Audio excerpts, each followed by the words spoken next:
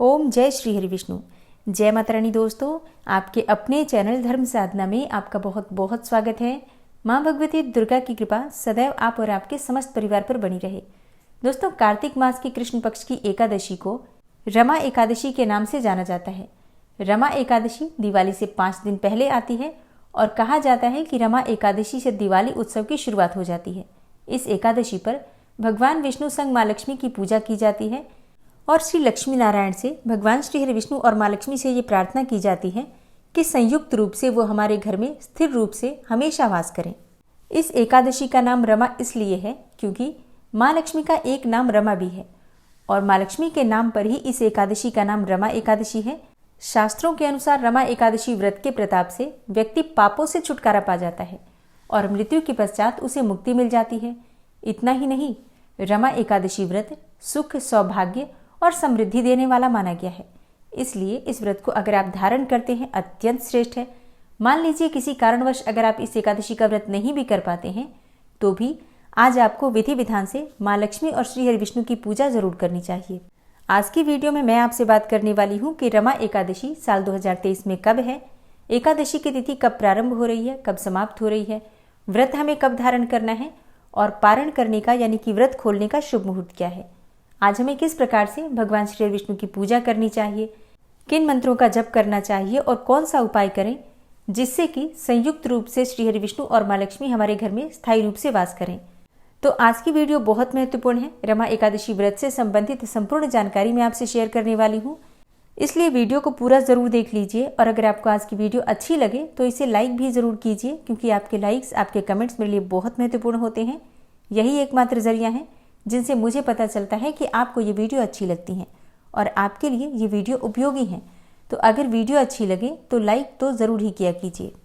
कार्तिक मास में आने वाली रमा एकादशी का महत्व क्या है, तो देखिए, शास्त्रों में कहा गया है कि कार्तिक मास भगवान श्री हरि विष्णु को अत्यंत प्रिय है। इस महीने में विशेष रूप से भगवान श्री हरि विष्णु की पूजा की जाती है। ऐसे में कार्तिक मास की रमा एकादशी का व्रत समस्त प्रकार के पाप कर्मों को नष्ट करने के लिए माना जाता है। कायिक, वाचिक, मानसिक जो भी पाप कर्म होते हैं, चाहे वो इस जन्म के हों या फिर पूर्व जन्म के संचित पाप कर्म हो, सभी पाप कर्म समाप्त हो जाते हैं रमा एकादशी पर श्री लक्ष्मी नारायण मतलब श्री हरि विष्णु और माँ लक्ष्मी की संयुक्त पूजा करने से। ऐसा भी कहा जाता है कि इस एकादशी का व्रत करने से ब्रह्म हत्या जैसे महापाप भी समाप्त हो जाते हैं और सौभाग्यवती स्त्रियों के लिए तो ये व्रत वरदान के समान है। इस व्रत को धारण करने से सुख और सौभाग्य की प्राप्ति होती है। और देखिए, जैसे कि दीपावली से 5 दिन पहले ही एकादशी का व्रत आता है, तो जैसे कि विधि विधान से दिवाली पर हम माँ लक्ष्मी की पूजा आराधना करते हैं, अगर हम एकादशी से ही माँ लक्ष्मी की विशेष पूजा प्रारंभ कर दें तो माँ लक्ष्मी हमारे घर में दिवाली तक अपने चमत्कार दिखा देती हैं। मतलब आप अनुभव कर पाते हैं कि आपके घर में माँ लक्ष्मी की कृपा हो गई है। इसके लिए एकादशी से ही माँ लक्ष्मी और श्री हरि विष्णु की संयुक्त पूजा विशेष रूप से प्रारंभ कर देनी चाहिए। और अब जानते हैं कि एकादशी की तिथि कब प्रारंभ हो रही है, कब समाप्त हो रही है और व्रत हमें कब धारण करना है।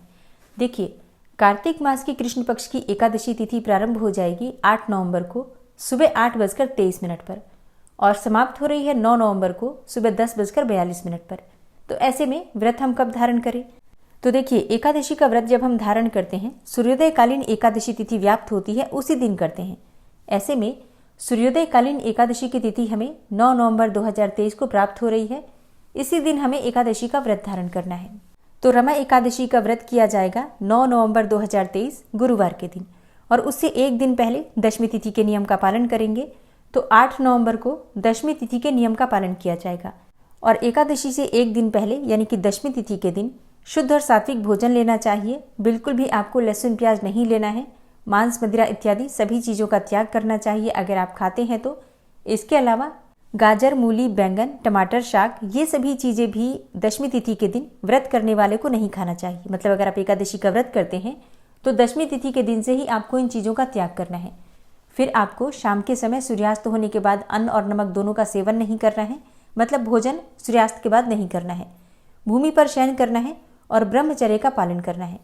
फिर एकादशी के दिन आपको प्रातःकाल जल्दी उठना है। नित्य कर्मों से निवृत्त होकर स्नान कर लीजिए। उसके बाद साफ स्वच्छ वस्त्र धारण करके सबसे पहले भगवान सूर्यदेव को जल दीजिए।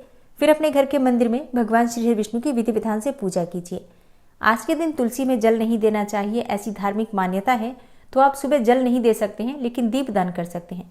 अच्छा, जो भक्त कार्तिक मास का स्नान कर रहे हैं, प्रतिदिन नियम पूर्वक तुलसी की सेवा कर रहे हैं, तो सुबह आप जिस प्रकार से पूजा आराधना करते हैं, पूजा आपको उसी प्रकार से करना है। तुलसी में बस आपको जल नहीं देना है, दीप दान करना है। तो इस दिन तुलसी में आप दोनों समय सुबह और शाम दीपदान कर सकते हैं, क्योंकि सुबह हम ब्रह्म मुहूर्त में दीपदान करते हैं, फिर शाम को सूर्यास्त के समय दीपदान करते हैं। इसके अलावा कोई पीपल हो आपके घर के आसपास तो उसकी पूजा आप कर सकते हैं। भगवान श्री हरि विष्णु का कोई भी मंदिर हो आपके घर के आसपास, जैसे कि भगवान श्री राम का मंदिर हो, कृष्ण का मंदिर हो या फिर शिव जी का भी मंदिर हो, तो वहां भी जाकर आपको पूजा करनी चाहिए और दीपदान करना चाहिए।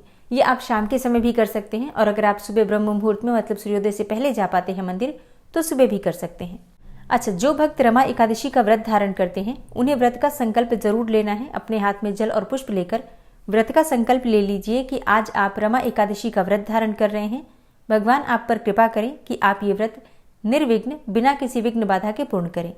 व्रत में, पूजा पाठ में किसी भी प्रकार की भूल चूक हो जाए, इसके लिए भगवान से क्षमा प्रार्थना कर लीजिए। इसके बाद आपके हाथ में जो सामग्री है, भगवान के चरणों में अर्पित कर दीजिए। फिर आपको विधि विधान से भगवान श्री विष्णु की पूजा करनी है। अगर आपके पास शालिग्राम की शिला है तो आप उनका अभिषेक कर सकते हैं। लड्डू गोपाल जी हो तो उनका अभिषेक कर सकते हैं, और अगर आपके पास फोटो है तो फोटो की भी पूजा कर सकते हैं। भगवान श्री विष्णु का अभिषेक करने के बाद उन्हें पीले वस्त्र अर्पित कीजिए और पीले चंदन से उनका श्रृंगार कीजिए। फिर आप भोग स्वरूप में जो भी वस्तुएं आपके पास उपलब्ध हो, भोग अर्पित कर सकते हैं। धूप, दीप, अक्षत, पुष्प इत्यादि अर्पित करके विधि विधान से भगवान श्री विष्णु की पूजा कर सकते हैं। इसके बाद वहीं बैठकर भगवान श्री विष्णु के समक्ष आपको मंत्र जप करना चाहिए। कम से कम 108 बार ओम नमो भगवते वासुदेवाय नमः इस मंत्र का आप जप कर सकते हैं। इसके अलावा भी, जैसे कि अगर आपके पास समय है तो भगवत गीता का पाठ कर सकते हैं, विष्णु सहस्त्रनाम का पाठ कर सकते हैं, गजेंद्र मोक्ष का पाठ कर सकते हैं। इसके अलावा भी अपनी इच्छा के अनुसार आप किसी भी मंत्र का जप कर सकते हैं। जैसे कि हर एकादशी पर ही श्री हरि विष्णु और माँ लक्ष्मी की पूजा की जाती है, लेकिन ये जो समय है कार्तिक मास का, ये विशेष है।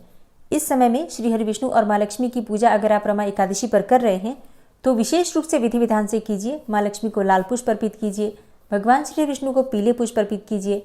इसके बाद वहीं बैठकर विष्णु सहस्त्रनाम का पाठ भी कर लीजिए और माँ लक्ष्मी के किसी भी मंत्र का, चाहे तो श्री सूक्त का या फिर कनक धारा का पाठ कर लीजिए। ऐसा करने से स्थिर लक्ष्मी आपके घर में सदैव वास करती हैं। एकादशी का दिन पूरी तरह से भगवान श्री हरि विष्णु को समर्पित होता है, तो इस दिन पूरे समय भगवान श्री विष्णु के नाम का मंत्र का स्मरण कीर्तन करते रहना चाहिए। फिर अगले दिन सुबह जल्दी उठकर और स्नान इत्यादि से निवृत्त होकर भगवान श्री विष्णु की पूजा कीजिए। सूर्यदेव को जल दीजिए, तुलसी में जल दीजिए। इसके बाद जो भी शुद्ध और सात्विक भोजन आप बनाते हैं, सबसे पहले भगवान को भोग लगा दीजिए। फिर ब्राह्मण के निमित्त आप चाहें तो ब्राह्मण को घर बुलाकर भोजन करा सकते हैं, या फिर भोजन की कच्ची सामग्री निकालकर दान के लिए रख दीजिए। दक्षिणा जरूर रख दीजिए उसमें। अपनी इच्छा के अनुसार कितनी भी दक्षिणा, कितना भी सामग्री आप दान कर सकते हैं। फिर शुभ मुहूर्त में आपको स्वयं भी पारण करना चाहिए। और अब जानते हैं कि पारण का यानी कि व्रत खोलने का शुभ मुहूर्त क्या है।